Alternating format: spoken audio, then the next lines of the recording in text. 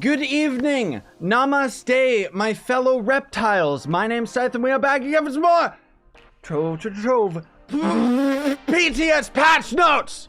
Yes, that's right. We're finally gonna be talking about this. There's quite a few things that have been changed since the original U10 update that was coming out. Now, rest assured, this is going to be the update that both PC and console will see eventually. Unfortunately, though, quite a few things have gone into the boiler and come out the other side completely burnt and rotten. One of them of which is that while the devs are hoping still to have the U10 update come out on PC sometime this year, even though literally this year is almost done, so I don't know why they still don't know when the release date's gonna be for this, but they have confirmed that even if we end up getting the U10 update out on PC this year, console players are gonna have to wait until 2019. So the entirety of this update was originally promised as coming out for both PC and console at the same time, and the original reason why the U10 update was delayed so much, because it was actually supposed to be coming out in the fall, was so that they could have it released simultaneously on PC and console. Now they've backpedaled and are going to have it as a separate release, but I think the biggest reason why is because of all of these hot fixes and little patches that we've actually seen and are going to be talking about today. It's going to be a lengthy video, so bear with me, but all of these changes, they're pretty crazy. I mean, you know, as you'd expect, when things end up coming out with Trove, especially patches of this kind of, you know, largeness, whatever, caliber, or whatever word you want, phrase you want to use on it, right? There's always going to be issues because math is not really their strong suit, despite the fact that they keep acting like it is. So anyways, we'll get into the patch notes, but before we do, I would very much appreciate if you would hit that like button. I want you guys to see this so that you know all this stuff that's coming out. And of course, when this update comes on the live server, you know, I'll probably end up doing an updated patch notes video, and for the most part, a lot of this is still subject to change, so keep that in mind, but I still wanted to get into it. So, they currently were moving offices, so the PTS is now finally online, blah, blah, blah, blah, blah. This, of course, is originally from November 29th. I'll put all of the patch notes in the description, because there's like 5 different pages that I'm going to be going through today. Not necessarily all long, but 5 different changes that have happened, right? So, GEODE Topside Adventure Worlds. There's going to be 3 new worlds found on the Atlas, linked to the GEODE hub, which you can actually just, you know, open up the Atlas anywhere now, and then here's the GEODE hub, and then we've got GEODE Topside, Uber 8, Uber 9, and Uber 10, which we actually aren't strong enough to do on the Dino Tamer anyways, but we'll probably be able to do that on the Shadow Hunter, because for some weird reason, the requirement for the world itself, the PR requirement is actually 15,000, but then as you saw when we're on a character that cannot actually commit to the world, it does actually show that you have a required amount of light as well, meaning that we're going to be forced to grind U8 for a little bit, and then get to U9 so that we can end up getting some more light stats and new gems and everything like that, because these new gems are going to end up giving us light, but more importantly, the crystal gear is going to be giving us a lot of light, which I've talked about that in other videos, so we'll kind of skim over that today. But I will have links in the description to all that other stuff. So they say that there's 3 new biomes. There is not. There's 1 new biome and then a couple different generations of it, which, I mean, I'll hop into U8 right here just so I can show you guys real quick. But honestly, it's kind of underwhelming. Like, it's cool on one hand just because it's like unique and different as far as Trove is concerned, but honestly speaking, it's not really the best because it's this weird gross red area, and considering that they want us to be grinding this area for hundreds of hours, that's what is not necessarily appealing to me. There are going to be the 3 different variations where you can see we're in the light red, then there's the dark red, which is kind of stuff like this, you know, you got like all these veins going through the world. That's going to be the light red, which is just kind of a desert, and then the normal kind of medium red just up to the top right of us, that's going to end up having a little bit of hill generation, and more importantly have the caves generate, and the caves are going to end up being fairly important for gathering a lot of the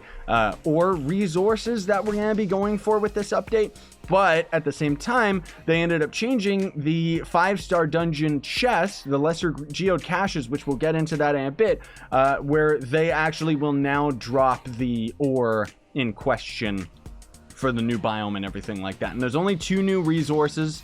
Gardening is not going to be coming out with this update, guys, so keep that in mind. But the gardening they did kind of mention may come out.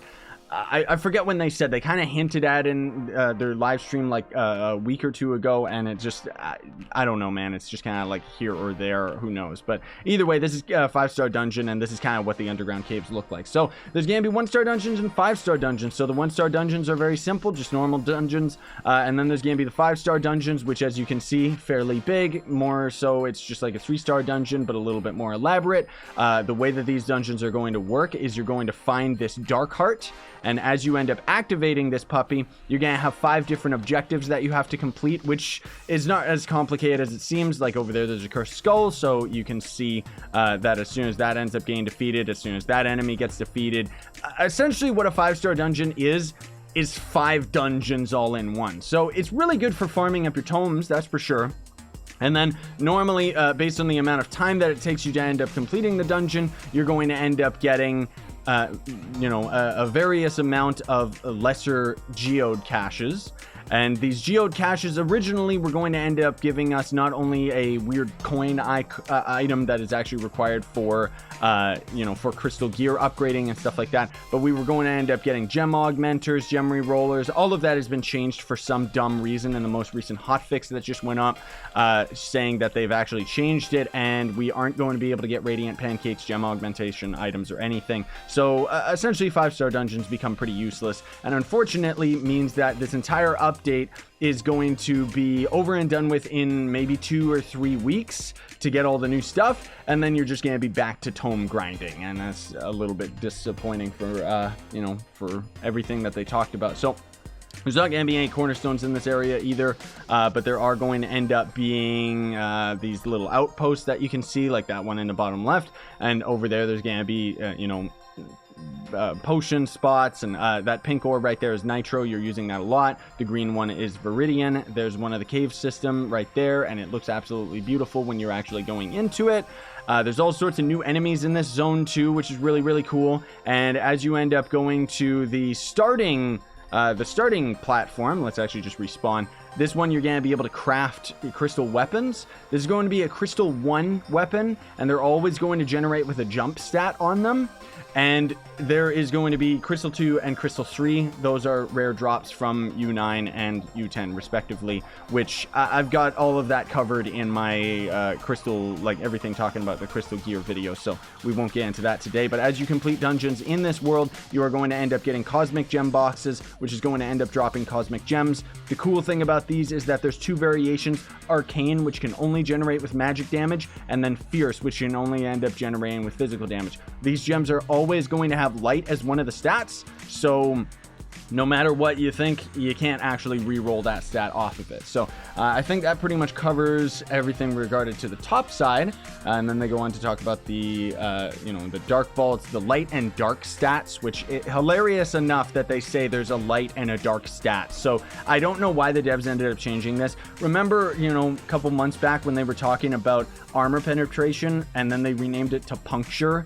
Now they've actually renamed that to light for who knows what reason. Like, seriously, it's absolutely stupid and doesn't explain anything to the new players. But essentially, enemies themselves are going to end up having a darkness stat on them, and that's basically going to be armor resistance. So it's the same as Ultra Shadow Towers. It's nothing new to the game like they're pretending it is. It's just a stat value that they can end up, applying to any of the enemies out in the world, rather than just Shadow Towers themselves, where it nerfs all of us. And here it has, you're only going to be doing like maybe 25% to 50% of your total damage on these enemies, depending on the amount of light that you have. So near as I can tell, it's for every 500 light, you're going to do that much more damage. And even when you end up having like something like 5,000 or 6,000 light, in U10, you're still only going to do like maybe 50% to possibly 75% of your total damage. I don't know if you can get it to 100%, but they keep on changing the light values,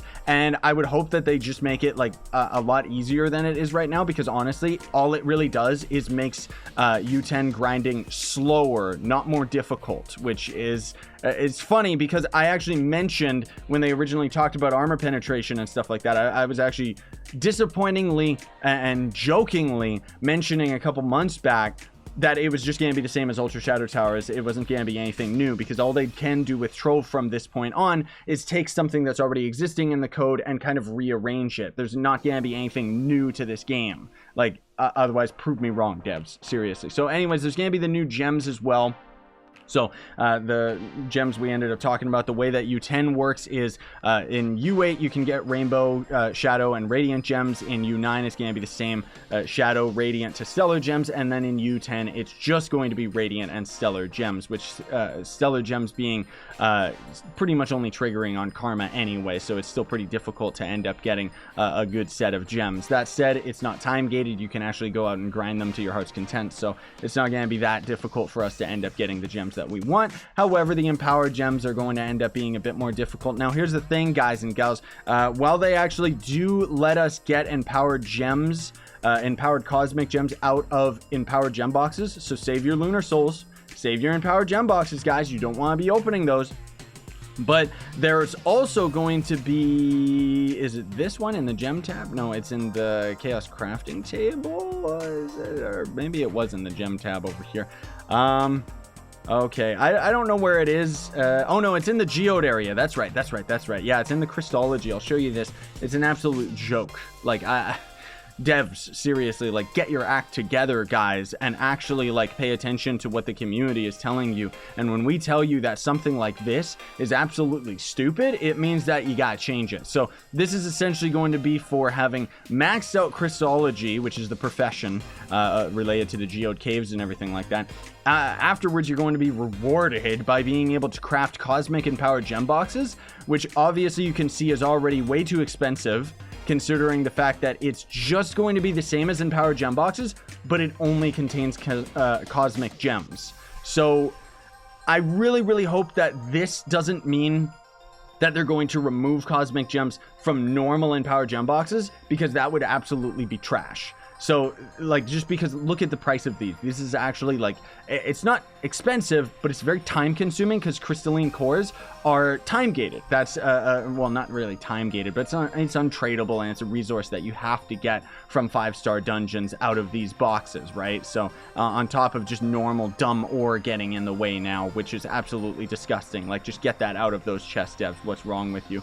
So, I kind of have a video that goes on in more detail about the gems themselves and the empowered gem abilities. One of them in particular, the Berserk gem, increases your attack speed and single-handedly throws Gunslinger way over the top as far as his power is concerned. And then for U9 farming, the only thing that's really changed is they've actually patched it so that the Dino Tamer's ultimate will now actually take movement speed gear into effect. So you're going to end up actually having more movement speed than a 25 kpr Knight subclass ability. And unfortunately, the subclass ability doesn't stack on top of the movement, but it single-handedly does make the Dino Tamer pretty much on par with the Vanguard as far as U9 and even U10 farming is concerned. I'd actually say that he's pretty darn quick, dude. I would only recommend the Vanguard just because you're not ranged, so your attacks register a little bit more. It does mean that you are going to be able to use Gonda for U10 and stuff like that, whereas with the Dino Tamer you can throw your net and essentially kill the enemies from afar, so it's kind of up to you which class you want to end up using, but it does throw Dino Tamer over the top as far as just normal farming is concerned, which is absolutely beautiful, and that's unrelated to the gems themselves, whereas the Vampiric gem is going to end up giving us even more movement speed. So that means we can skip over the cosmic gems themselves.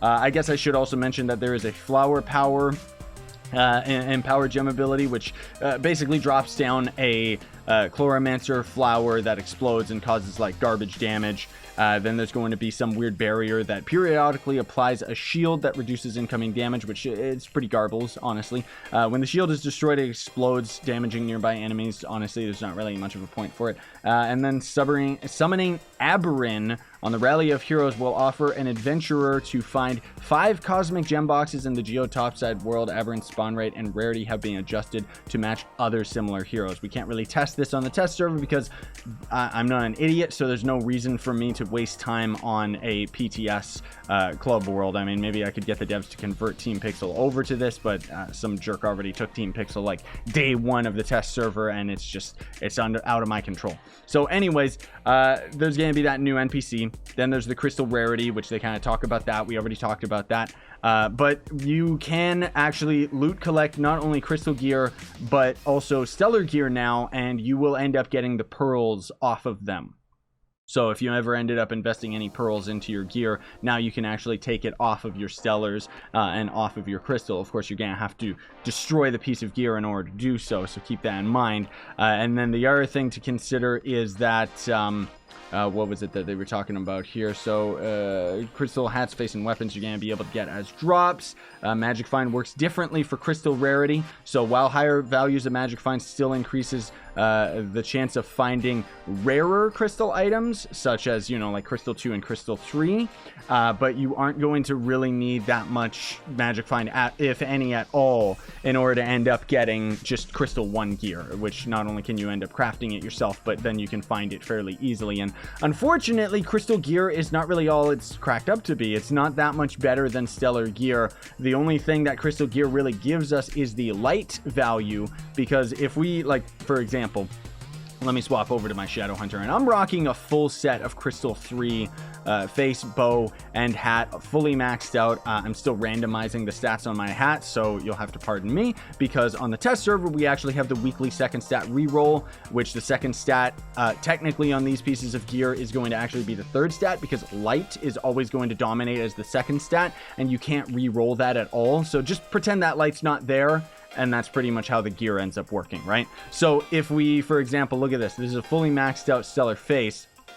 And you can just see by comparison, ignoring the crit damage because I don't have crit damage on my face, but we've got pretty much the exact same, you know, movement speed, and then a little bit more light value to it. And then if we look at the bow right here, again, this has got the crit damage, but this is a prime example of, you know, pretty much the exact same stats, where this stellar bow, fully maxed out, is only going to be weaker than Crystal 3 maxed out bow by 260 physical damage, 3% crit damage, 0.1% crit hit.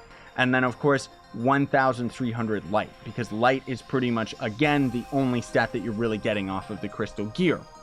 So there's going to be a new expertise thread to explain gems that's going to be added to the expertise tab of the adventurers activity. So that's going to end up being right here. Mine Formicite, Mine Shapestone, upgrade your gems. So this is going to kind of be their really bad tutorial, kind of explaining how the gem system works and leveling up gems and stuff like that. Honestly speaking, I probably just need to make an updated tutorial in general, but at least they're trying, you know, that at least there's something that kind of explains it, but it doesn't really do that good of a job. At least it's there now, so new players are going to have a little bit of an understanding of it, but it's still pretty ugly. So then the Trove Atlas, you can end up just activating anywhere, anytime, which is beautiful. This is the tutorial area. I don't even know why they added it here. Like, really? There's no reason to replay the tutorial, but I guess it is cool that they have it there as an option, because normally the only way you could go back there is by typing /tutorial, and now we'll just be able to access it permanently, which is great. So the store itself has some new additions as well. They have an Augmented Maniac pack that contains a tradable, get this, tradable Stellar Sun and Moon Aura, which is pathetic. As well as a tradable Empowered Gem Box Tome, 5 class gem keys. It doesn't say that those are tradable, so I'm guessing that they're just not.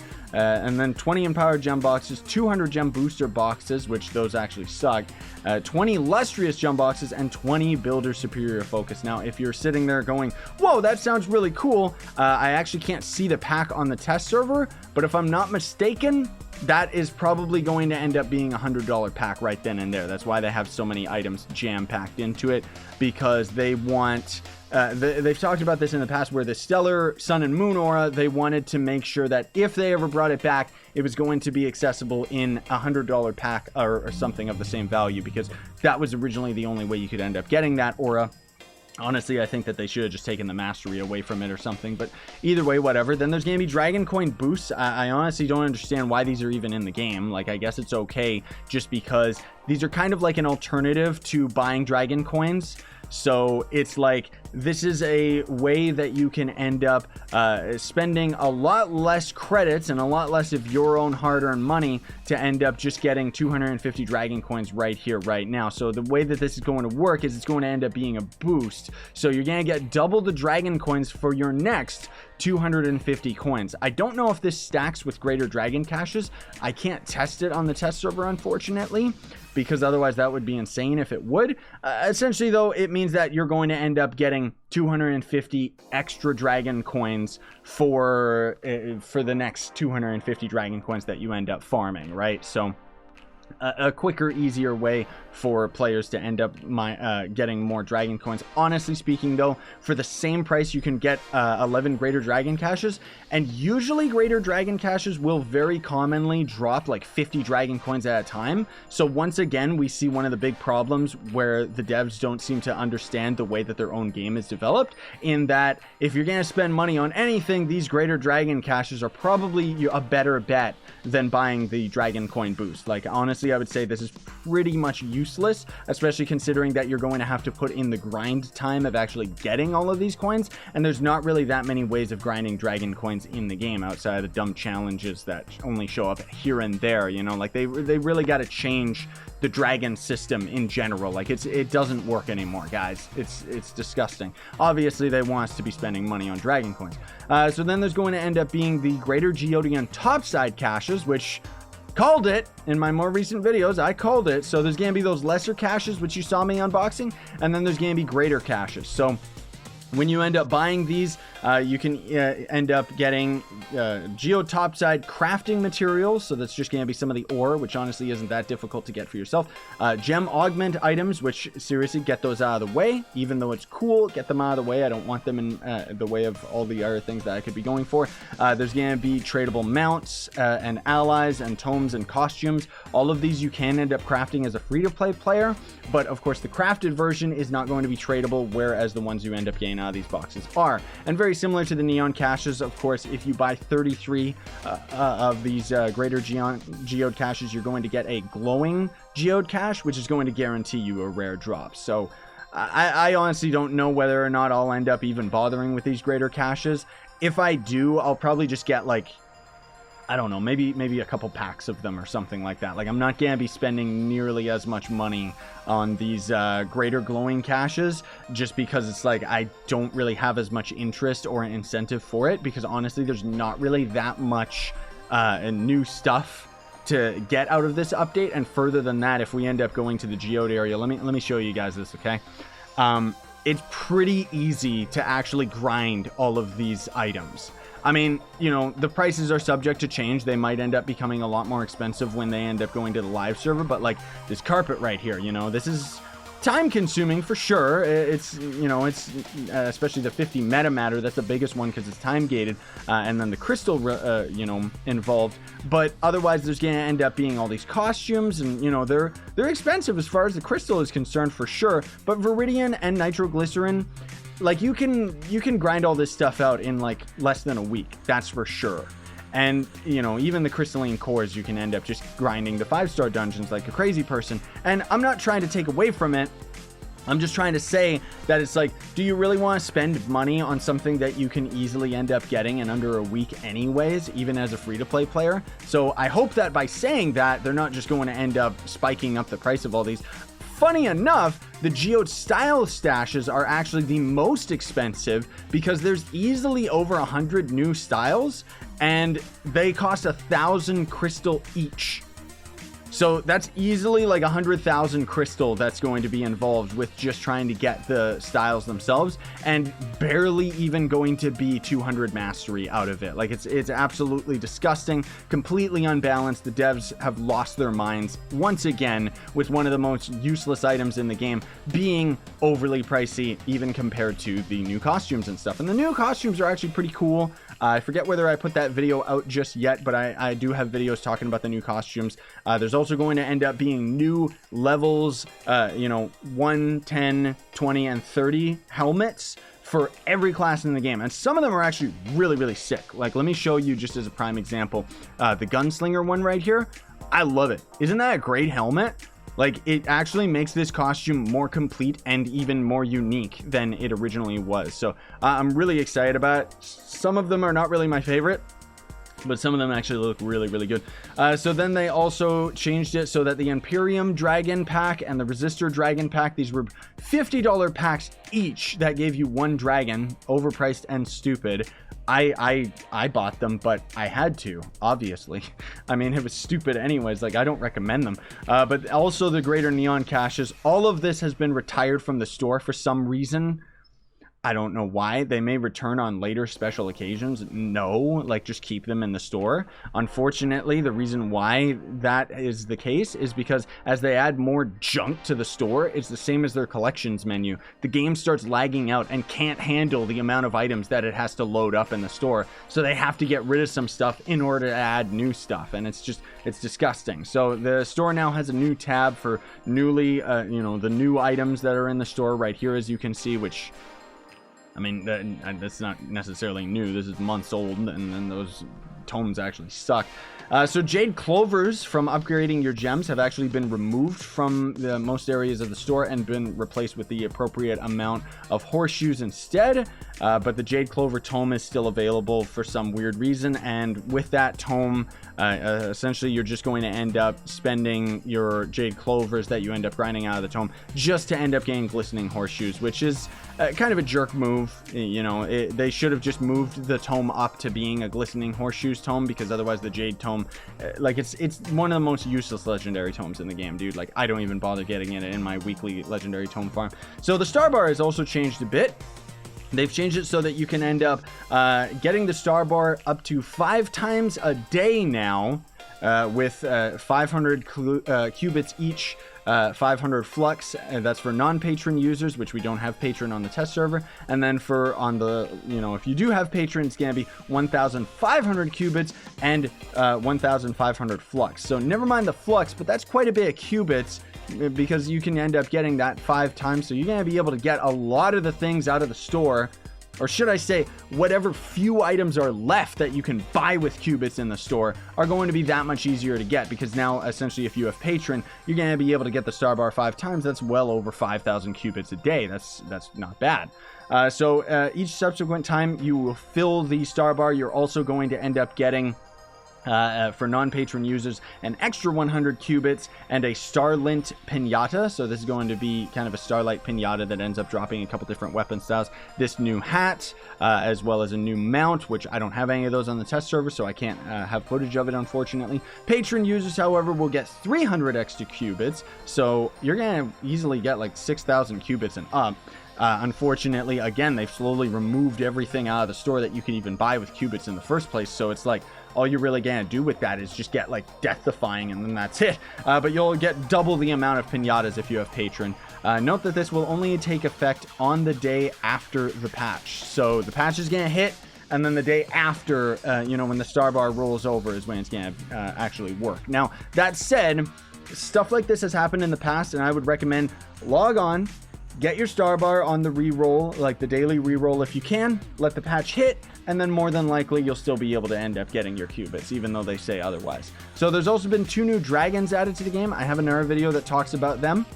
But one of them is going to end up being the new Dark Chaos, Light Chaos Dragon. And he's very, very beautiful. Let me actually see if I can type his name in here. Jehoraberberder. So this is going to be a 2-headed dragon. absolutely beautiful. One of my favorite. Like, it's got the most impressive wingspan ever. Lots and lots of detail has actually been put into this one, so bravo for that one, devs. You actually ended up doing something good for once. But this thing is absolutely beautiful, and it's two-headed, so it's going to be very useful. In order to actually craft this bad boy, you're going to have both a light and dark Pegasus egg, which you end up getting fragments for those eggs out of dark vaults and light vaults. So fairly expensive dragon to get, but don't worry, because dragon effigies are going to work in order to end up actually getting this guy. So then there's also going to be this ugly thing right here. And these fragments are gotten from Viridian and Nitro ore on the GEODE topside. It's an absolutely disgusting dragon, but whatever. I guess it's supposed to be in theme with all of the creatures out of the topside. I do like the video effects, though. That's definitely really cool. Kind of a toxic poison thing. Dragon effigy will also end up working with this dragon, so that's really cool. There's also a whole bunch of spear styles that were added to the game. Nobody asked for, but it's still cool, I guess. And then there's going to end up being the additional updates before we end up going to all of the other mini hotfix patch notes and stuff. So loading screens will now feature some fan art. Helmets will end up being unlocked for all the characters, you know, at level 10, 20, and 30 for every class. So the thing, too, I want to point out, when this ends up going live, you might notice that you're not going to actually see the helmets in your collections menu until you end up swapping to the character, because you have to swap to the character itself, so the game recognizes, oh, you've actually gotten not only this character, but you have all of the costumes for it, and then it's going to end up unlocking all of the stuff appropriately. So daily challenges for Friday will now run 6 Lubinopolis rampages on every half hour throughout the day, and will not run rampages on the hour instead. Okay, that's kind of strange, but I guess I'll take it. What did they say? Friday? They said daily challenges for Friday. Yeah, okay. I don't quite understand, but maybe they're just having that come up for no reason. Whatever. Lustrous gem boxes will no longer contain gem dust. That's good. Finally get those out of the way so that we can end up just getting augment items and rerollers. Newly crafted ring boxes will now automatically loot to the inventory when you open them. So normally if you craft a ring box, you got to throw it on the ground. Now, as soon as you use it, bam, you just got a ring in your inventory. It's not like a new UI. It's not going to be like opening a Chaos chest or anything like that. You'll just press the button and instantly get the item inside your inventory. So that should reduce lag significantly for people that are throwing down all those gem boxes. So there is also a Glorious Gladiator, now also unlocked after 500 Bomber Royale kills. This change is retroactive, so I guess we're going to end up seeing, where is that? Glorious Gladiator? Is that what it said? I don't know if that's actually on the test server right now, but I don't even know what that is. I'm guessing it's just going to end up being a mount or maybe a style or something. Anyways, the Builder's Crafting Bench has been updated. Most crafting benches have been moved to this bench to clarify, for clarification's sake. The mount crafting station has been added to help make it clear where new players should go to craft mounts. Like, I love how within the same sentence, they just completely obliterate their own, like, logic. Where it's like, we ended up putting most things into the Builder's Crafting Table to make sense.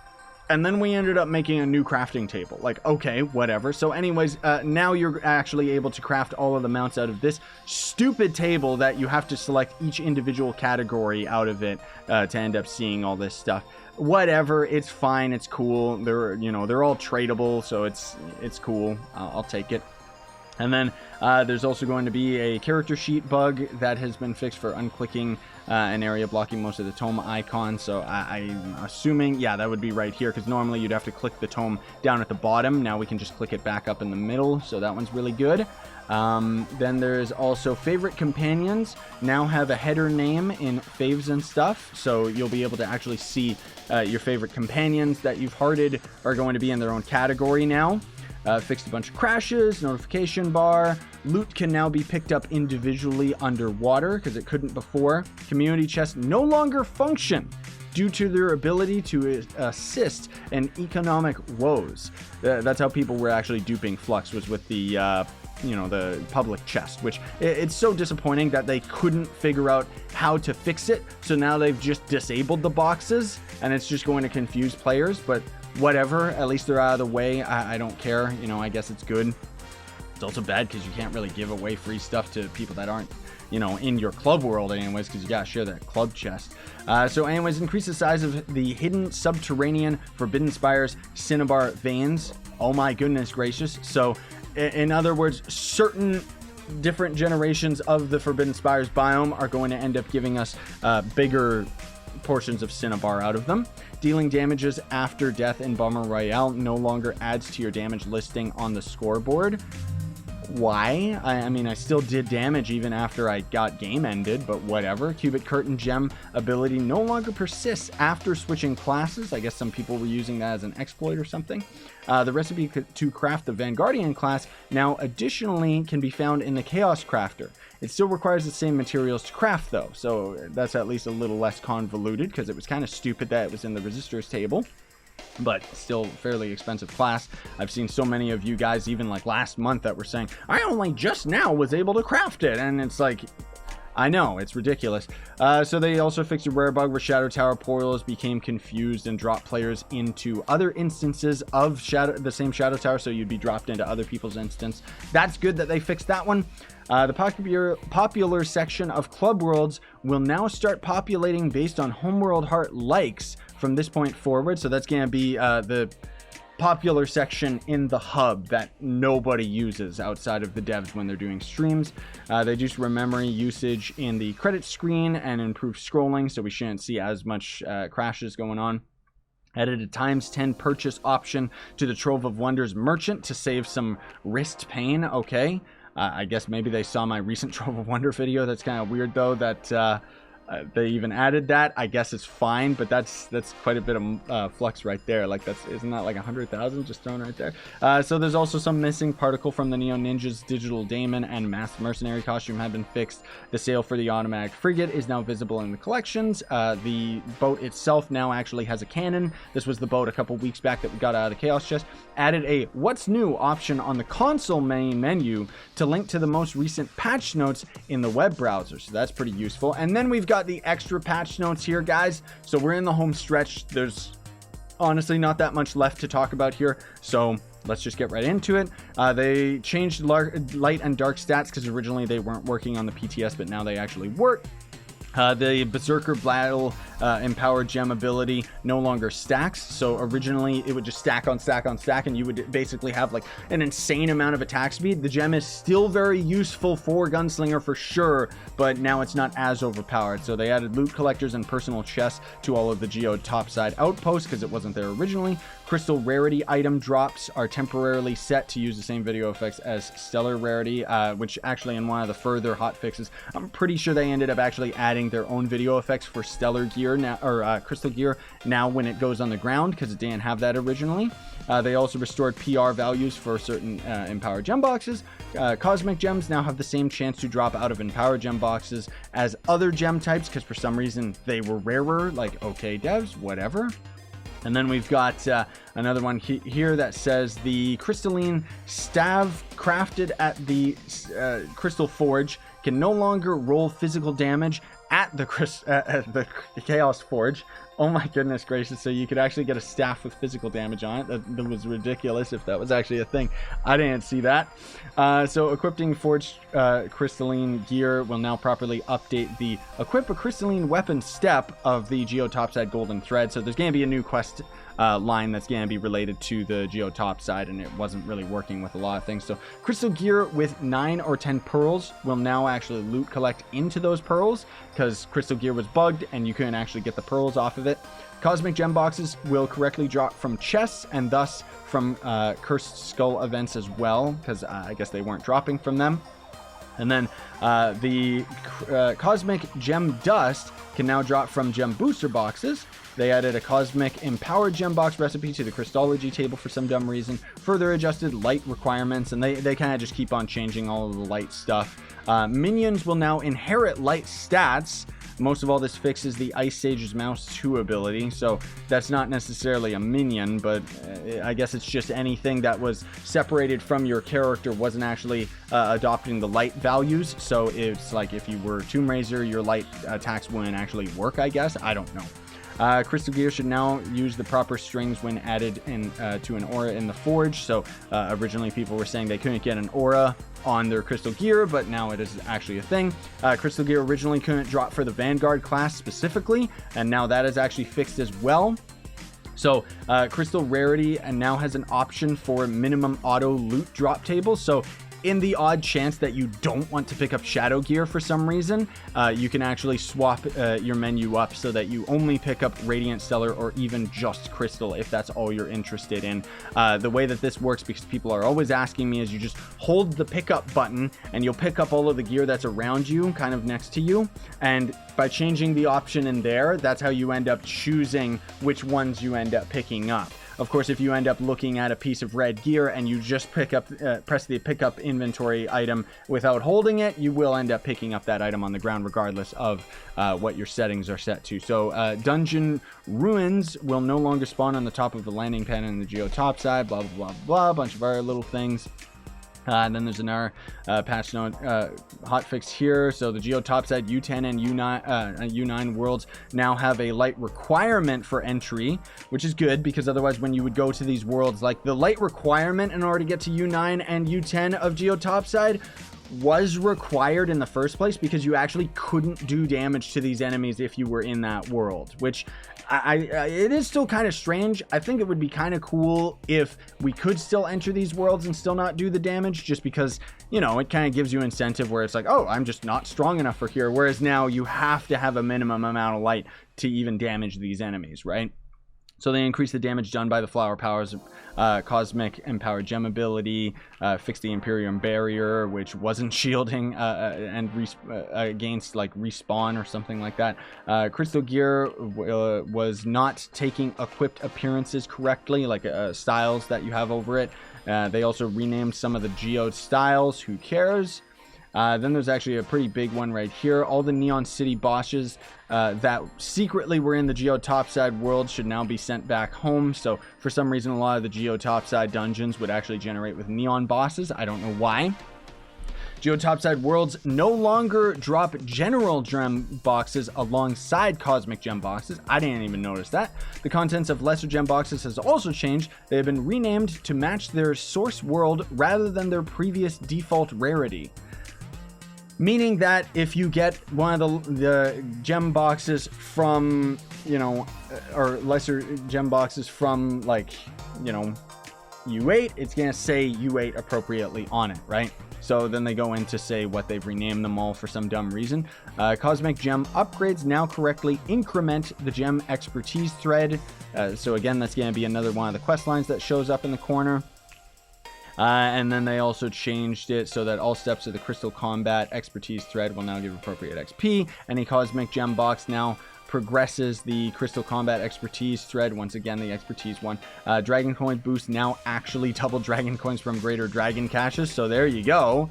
That's pretty good, dude. So actually, in that regard, it might be worth saving up and getting, you know, this one right here, and then also getting yourself some of the greater dragon caches as well. So they're trying to obviously get as much cash out of this as they can, but that's not bad. I kind of like that. So then also the Diner Tamer's ultimate ability will now scale and stack with movement speed increases, most of all just from gear. It doesn't stack with the Knight's subclass ability.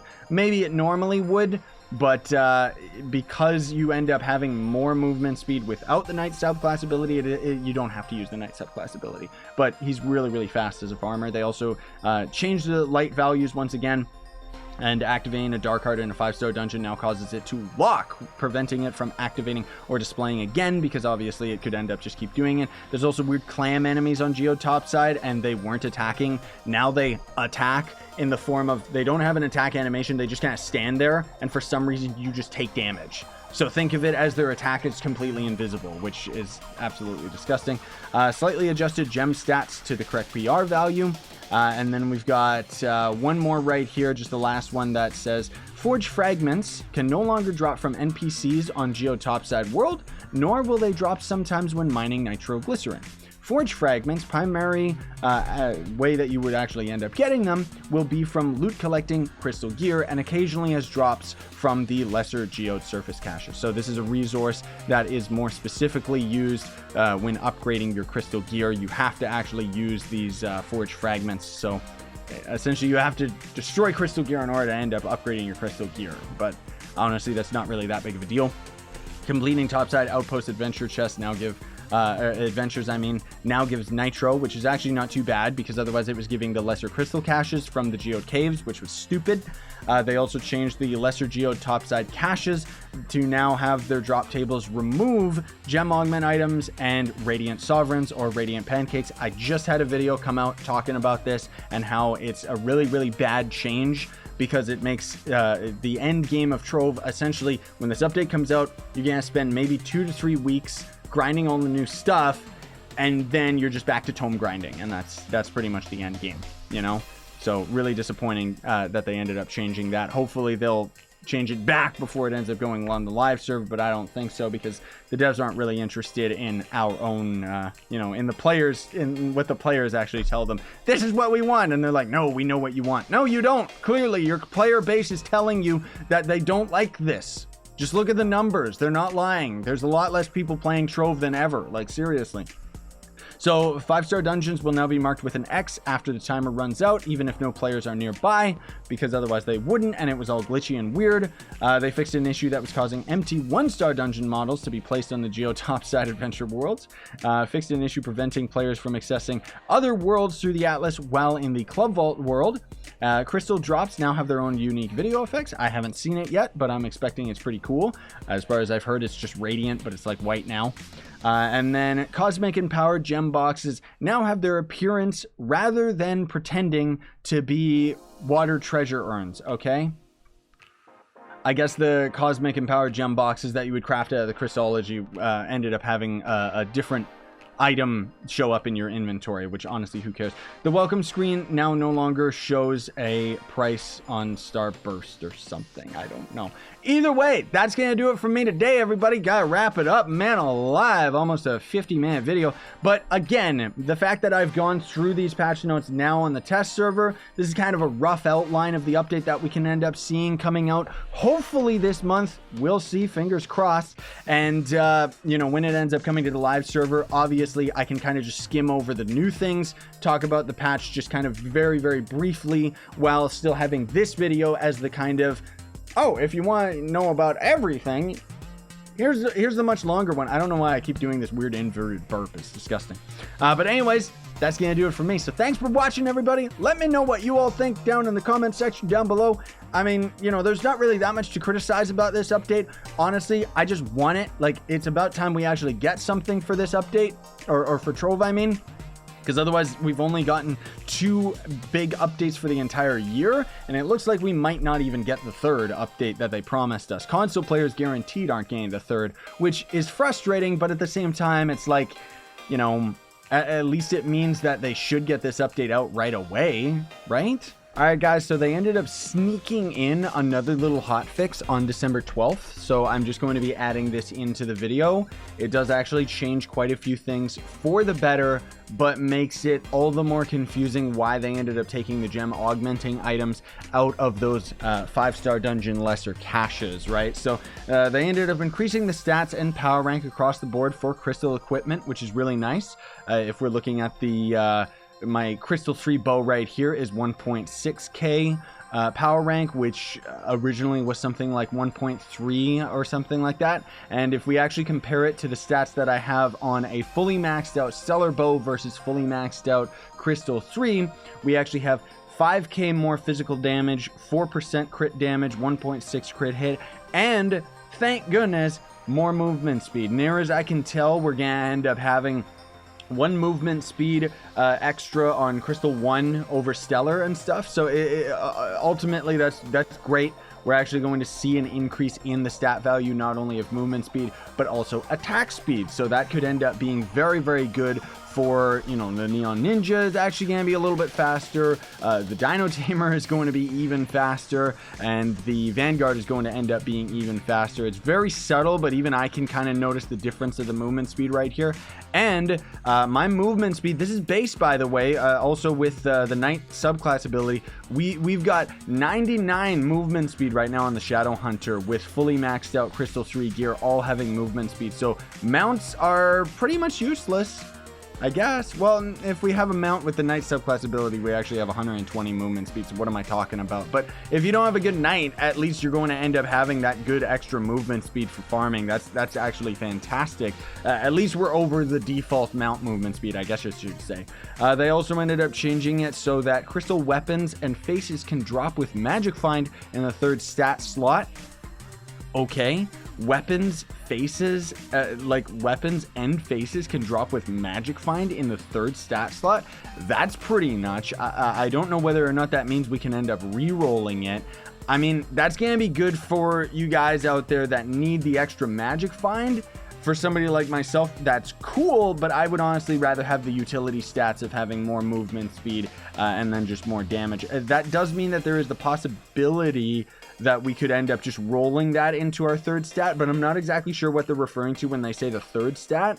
I think that they're talking about the movement speed stat that you can see right up there, which technically is the 2nd stat of any other gear, but light squeezes in between. And if you don't know what I'm talking about, check my crystal gear video. But then we've got a new augmenting item, and this one's strange, also a beginner's trap. So I'm gonna have to definitely put out another side video before this goes live to let you guys know, be careful with these things, okay? So over at the Adventures crafting bench, you're gonna notice that there is a Contain Chaos Flare, which you can craft for 2 Contain Chaos Sparks, further emphasizing the fact that the 5-star dungeon boxes, you know, they used to actually drop Contain Chaos Sparks, the re-rolling items. Why did they change that? Now all the more reason. Why did they change that? Because this is time-gated garbage right here. Not to mention Binding Darkness is really difficult for people to get on average. Certain people can get it in droves. Somebody like myself, I never get Binding Darkness. But anyways, that aside, what this Chaos Spark, or Chaos Flare, I should say, is going to do is it's going to end up moving a stat that is already pre-existing on the gem. So if I can kind of give you an example, that'll be useful for our cosmic gems more than anything else, because like light, for example, you kind of see behind me, it ended up rolling with 1 pearl, but we've got the crit damage and the physical damage already on this gem. So if we ended up using the spark itself, Merc ended up testing this because he could actually afford it because he's got Binding Darkness. And it's just going to randomize the stat. You know, you don't actually get to pick it. So it's RNG on RNG. It's pretty bad, you know, typical Trove dumb logic, right? And what essentially we can end up doing with that is we would just keep re-rolling this until light ended up having the 2 pearls, right? So that's a good way that we can end up getting light on all the gems that we want. Or if you wanted to just kind of swap a stat off of another slot, maybe we wanted to have this 2 pearled crit damage to physical damage instead, so we could end up just kind of randomizing and re-rolling that. Now the beginner's trap here is that what these will end up doing is they'll end up resetting the augment percentage to the default of the gem. That's crazy. So that is absolutely awful. It's kind of stupid that the devs ended up like, I don't even think an item like this should be added to the game. They should have just made the re-rollers a little bit easier to attain, and honestly they should have made it so that we could re-roll light rather than it just being like, it seems like this new item is specifically so that we can roll light on our gems. So it is going to be a beginner's trap. The fact that you can fully augment your gems and then you could try re-rolling the stats and then you end up getting screwed and you have to re-augment them again, which once again, why did they get rid of the stupid, you know, why did they get rid of the augmenting items that we could get out of 5-star dungeons? Like, it's just, I don't like this new item. I don't like the way that it was implemented. I think that it's kind of interesting that they have it, but it's pretty gross, dude. It really is. So what Merc is saying is it only ends up moving 1 boost. So he had 3 boosts in physical damage on another gem, and it moved 1 to crit damage. Okay, so actually, I guess I read that wrong. So what those sparks are going to do is they're not necessarily going to shift around the stats themselves. They're going to end up moving the pearl. The pearled slot itself. So we have 2 pearls on our crit damage. We could randomly get 1 of these pearls thrown over onto our crit hit. So that's kind of a whole new end game to the game, to Trove, but at the same time, it's time-gated garbage and it's kind of disgusting. So it's cool that they added it, but it's, you know, it's poorly implemented as usual, which kind of sucks. And then they fixed a number of enemies in the Shadow Towers to drop loot, including Starfire Dragon Fragments. So Shadow Tower enemies should end up actually dropping those, which is great. They also fixed an issue with Dark Hearts in Radiant Runes that was causing them to respawn immediately after activation. That's just in Skyworld. Nobody farms there anymore. It's a dead land. And then a crash that could occur with the Chloromancer subclass ability and Clam Enemies in the GEODE Topside Adventure World. And hopefully that's going to be it. There's probably going to end up being more little updates here and there, but this is a long enough patch notes video anyway, so we'll just skip over all of that and just say thanks for watching. Very much appreciated. Don't forget to like, sub, hit that notification bell, and if you want to support me, you can always buy some of the merch in the description. Oh, hi, Merc. Or you can end up supporting me by joining the YouTube channel with that join button, or checking the link down below to Gawkbox, which is a way you can donate to me for free. Sayonara, and stay epic, everybody, and thanks for watching such a lengthy video. I'll kind of break up a lot of the key elements of these patches as it ends up rolling out onto the live server.